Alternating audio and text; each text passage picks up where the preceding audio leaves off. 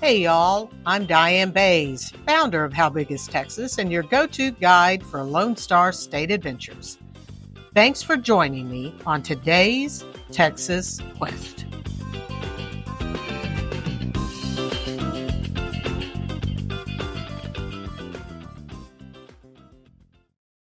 After a few weeks of shorts and t-shirts weather in late December in the Lone Star State, I sit in my official International World Headquarters of How Big is Texas in gloves with a tortilla throw blanket on my legs and a space heater on high. Winter finally arrived. I'm sitting behind my desk that is covered with Texas ranch brands, including the YO in the Hill Country, the XIT in the Panhandle, and the King Ranch in South Texas, also the largest ranch in the U.S., covering 825,000 acres. I'm thinking I need my own brand here at the headquarters. I'll have to give that some thought. I'm also thinking about what 2026 will bring. I've got tortilla-scented candle wax heating to set the mood, thanks to the good folks at H-E-B, the world's greatest grocery store. During the last quarter of this year, I've taken How Big is Texas from a hobby to a full-time job. At the young age of 61, I'm ready for the adventures this micro-influencer will have. As I think of what's coming, I can't help but think about what I experienced in 2025. What a year it's been at How Big is Texas. Over the past 12 months, I've visited 75 Texas towns and cities, 17 Texas state parks, 2 historic sites, a lower Colorado River natural area, a national wildlife refuge, a national seashore, and a marsh wetland. We are blessed in Texas with a diverse landscape that gives each region a distinct feel. I got to check something off my bucket list this year. In September, while visiting San Antonio and after paying my respects at the Alamo, I headed south on State Highway 16 and completed my quest to see all 254 counties in Texas. I only had 3 to go, and they were all on the same road, State Highway 16. With McMullen, Duval, and Jim Hogg counties complete, I'm now part of the county completist. Unlike some who have finished this goal over a short period, I took my sweet time and savored the moment. By the way, State Highway 16 is the longest state highway in Texas, covering 541.8 miles from Zapata to south of Wichita Falls. Maybe I'll do that entire drive someday and share it with you good folks. How Big is Texas is all about big miles, big taste, and big adventures. So today, I thought I'd share my favorites of 2025. If I start with big miles, aside from my 254 county quest, I have to include my husband and I spending our anniversary in Rockport, a quaint little town along the Gulf. It's a short 6-hour drive from our Northeast Texas home. A short distance is relative in Texas, considering it takes nearly 12 hours to drive the length of the state from Orange to El Paso. The little town of Rockport is just over 11,000 people. They have a mile-long beach, major fishing on the water, and are home to the whooping crane. And despite what you may think, it's not the official bird of Texas A&M. If you know, you know.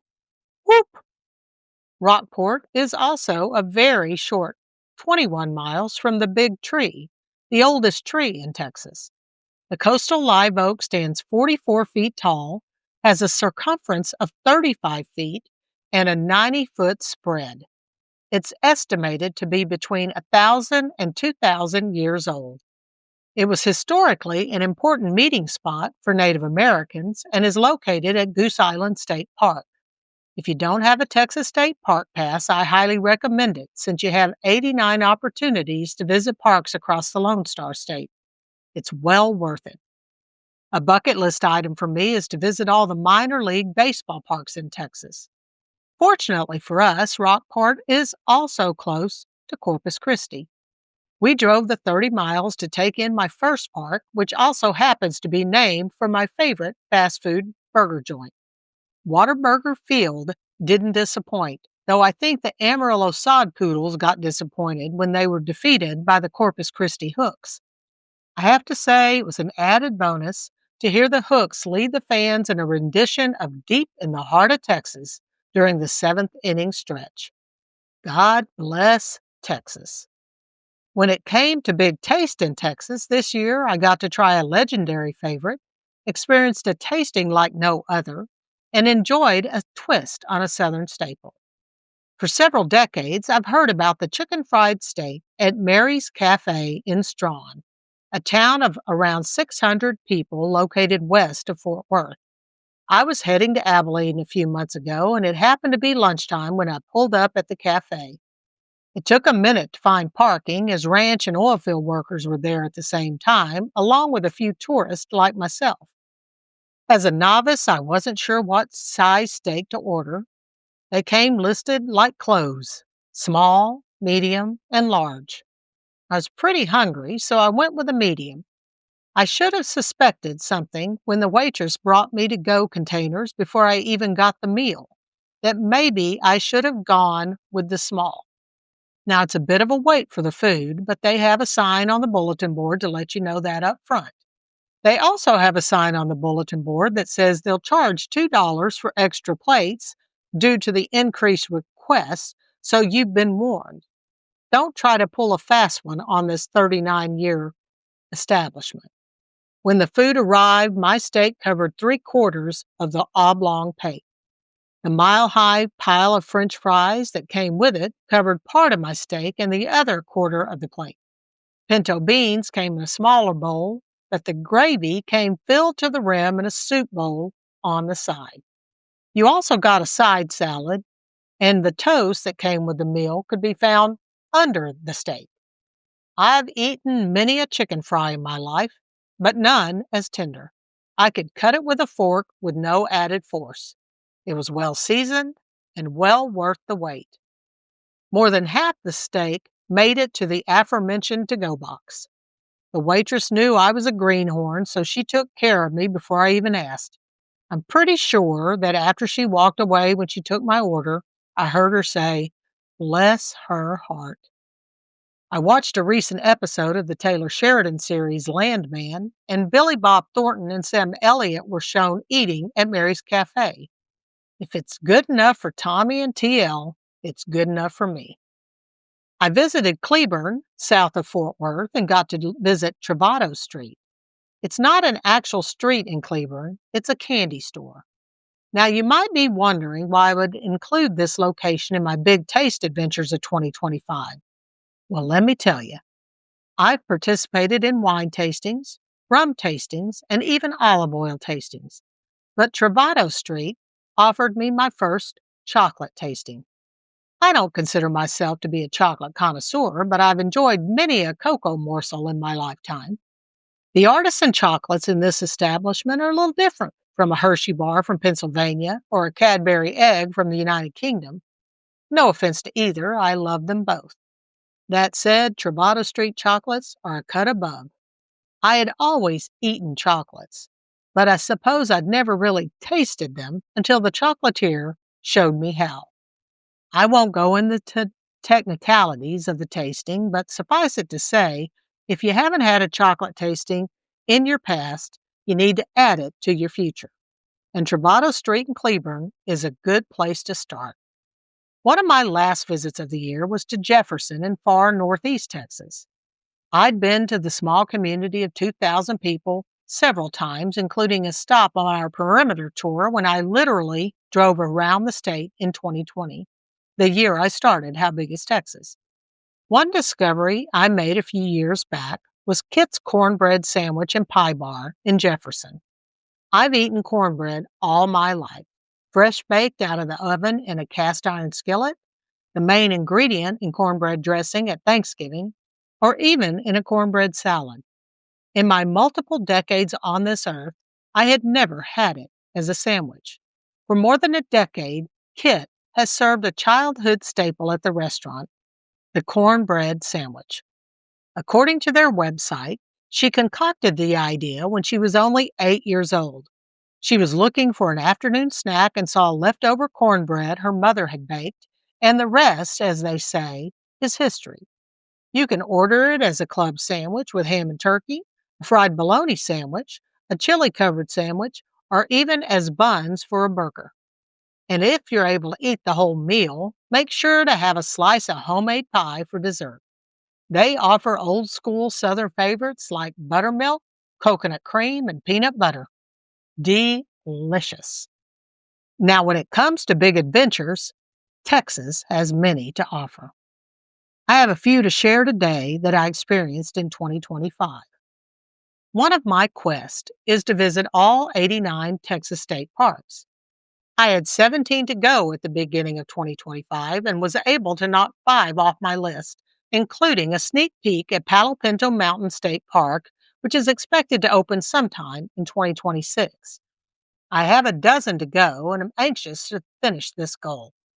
Most are in one long swath between Central and South Texas, so I might be able to visit them over a long weekend. Of course, once I'm done visiting all the parks, I'll still continue to go. I've had an annual park pass for a while and love it when driving in Texas and I see a state park sign. I'll turn the car in the park's direction just to spend a few minutes to a couple of hours exploring. One of my favorite festivals in Texas takes place the second Saturday in November in the tiny town of Henderson, population 13,485.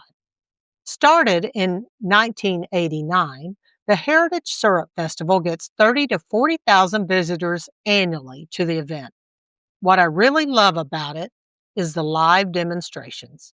From making ribbon cane syrup with the help of mules and grinding corn for fresh cornmeal, to demonstrations on quilting, chainsaw art, and spinning yarn, the festival takes you back to yesteryear.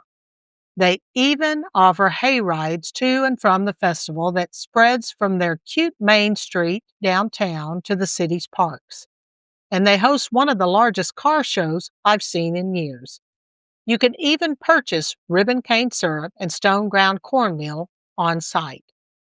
Get the kids and grandkids off their electronic devices for a hot minute and let them experience life back in the day. As you've heard, it's been a great year at How Big is Texas? I'll end it at midnight on December 31st with our annual New Year's Eve ball drop. Our first one took place at the end of 2020 because I wanted that year to be over, much like most people around the world did. The clear Solo Cup lighted ball, which is a little less expensive than that giant one in the Big Apple, and I made it myself, was first lowered from our flagpole when we still lived in San Angelo. We nearly froze that night, as some of you may remember the crazy winter of January 2021. Oddly enough, I shared the ball drop on social media, and NBC News ended up featuring it the next day. Can you say slow news day? Unbelievable. I still use the same Solo Cup ball 6 years later, except it's now been embellished with red, white, and blue adhesive gemstones from the dollar store. It also takes place at the official international world headquarters of How Big is Texas, located somewhere between Paris, Carthage, Athens, and Palestine. Eat your heart out, Waterford Crystal. You got nothing on me. I'm not sure what 2026 will bring, but I'm thankful for the many blessings I've been given in 2025. I wish y'all good health, prosperity, and happiness as we ring in the new year. And I hope you'll plan a road trip around the great state of Texas and explore this place I call home.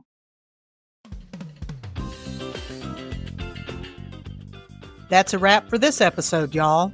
Make sure to follow How Big is Texas on social media or visit howbigistexas.com for more adventures. A friendly review would make my day. Until next time, from Texas, safe travels.